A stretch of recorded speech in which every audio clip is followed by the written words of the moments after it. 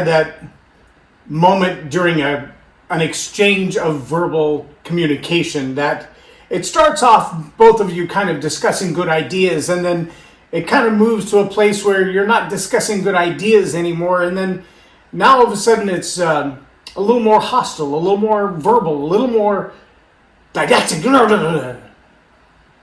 Welcome to Leading Leaders Podcast. 5-minute videos, 5 days a week. I'm Loren Norris with Leading Leaders Podcast. I think we've all been in that place where it's gone from a conversation to a discussion to a debate, or maybe even to an argument, or worse, as my kids like to say, to a lecture.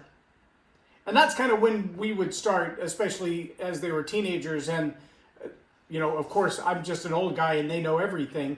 But we would get from that place where they would argue a point that really wasn't a point. In fact, it didn't even make any sense.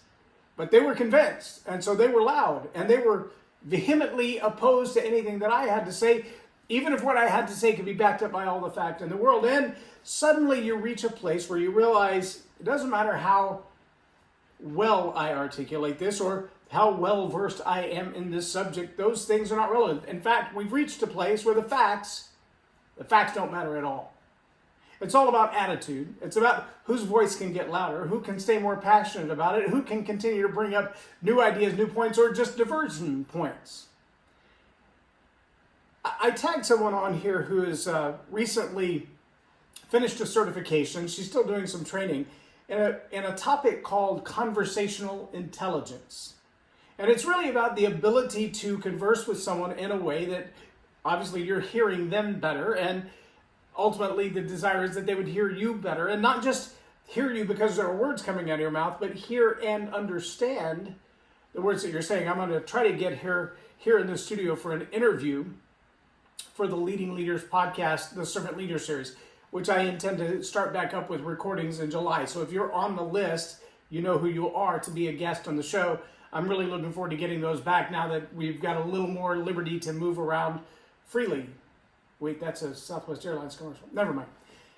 The idea that we could have a conversation that isn't argumentative, that isn't verbally violent, that isn't abusive, that isn't one person pounding somebody else over the head with their ideas, that's a rich concept. But let me just say, if you're a leader and you find yourself in those conversations that have escalated and escalated and escalated, and it's no longer a conversation, it's one person shouting down another one.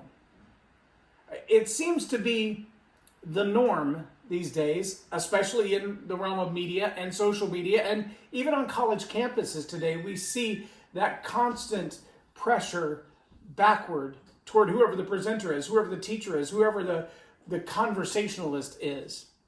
They're just being shouted down. If you can yell louder than them, then they'll shut up. If you can yell longer than them, they'll give up.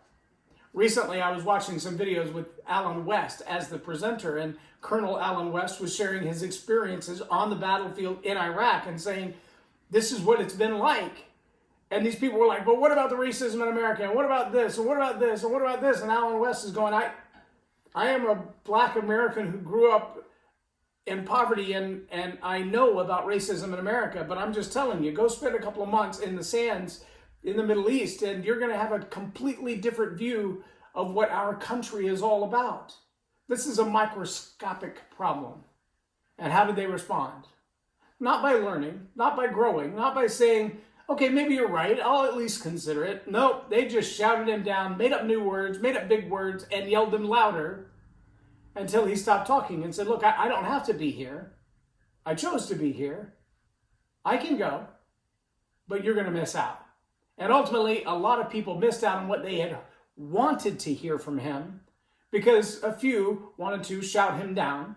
I've heard people call it the heckler's veto. I don't really have the authority to make you stop. I don't really have the power to make you stop, but I can be so loud that you will not be productive. And that's a scary way to look at our society.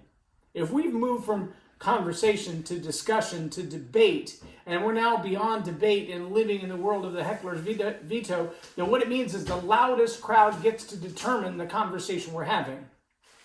Right, wrong, or otherwise, the louder they are, the more authority they have to decide what it is that we discuss. And that, my friends, is a problem for our society, for our culture, and for our conversations. If you're a leader and you find yourself in one of those places, here would be my suggestion to you. Stop long enough to listen closely. Listen to what's being said. Listen to the words that you're using. Listen to the things that seem to trigger emotionally the way that they're reacting. And listen closely for the things that are not being said. What are the ideas that are not being expressed in this debate? What are the ideas that should be of high importance, but they're being completely ignored and left out? The more you can put your finger on those things, even if you don't bring it up right now, the more you'll have the ability to address them later and gain the influence that a leader needs to have in that conversation. I'm Loren Norris with Leading Leaders Podcast for Tell It Like It Is TV. Have a blessed day.